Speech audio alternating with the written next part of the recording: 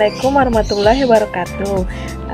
Nama saya Siti Durratu Nafisa dari kelas Manajemen B semester 6. Di sini saya akan menjelaskan materi tentang bank dan lembaga keuangan lainnya, mulai pertemuan pertama sampai dengan pertemuan ke-12. Ada 6 materi yang akan saya jelaskan dalam video ini. Yang pertama yaitu sistem moneter dan perbankan, yang kedua deflasi, yang ketiga uang, yang keempat inflasi, yang kelima bank di Indonesia, yang keenam lembaga keuangan. Saya akan menjelaskan sistem moneter dan perbankan.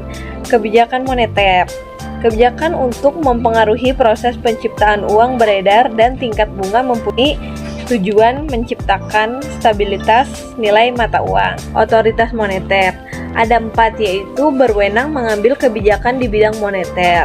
Yang kedua, sumber uang primer bagi perbankan, pemerintah, dan masyarakat.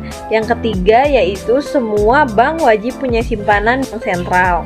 Yang keempat, semua bank umum wajib punya nilai tertentu dalam rekening giro di bank sentral. Pokok otoritas moneter. Jenis uang yang pertama ada uang kartal. Uang kartal yang dimaksud adalah uang yang diterbitkan oleh bank sentral sebuah negara dan diatur oleh undang-undang tersebut. Di Indonesia sendiri yaitu terdapat 2 uang kartal. Yang pertama uang kertas dan uang logam. Yang kedua uang giral. Uang giral adalah uang di dalam rekening giro bank umum yang transaksinya menggunakan cek atau giro. Karena dapat menciptakan uang giral, bank umum dikenal sebagai Bank Pencipta Uang Giral atau BPUG.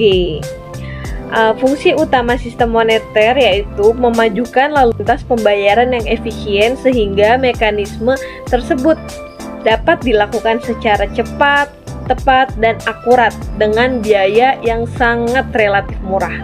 Yang kedua, sebagai perantara dalam usaha mempercepat pertumbuhan ekonomi di Indonesia.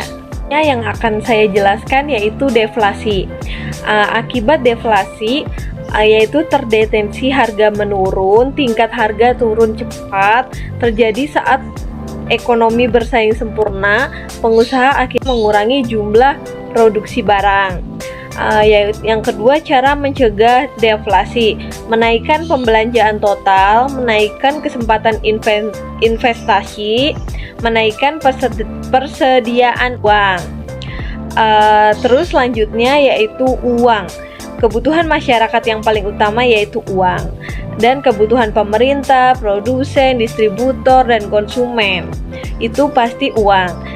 Fungsi uang yaitu sebagai alat tukar, satuan hitung menimbun kekayaan.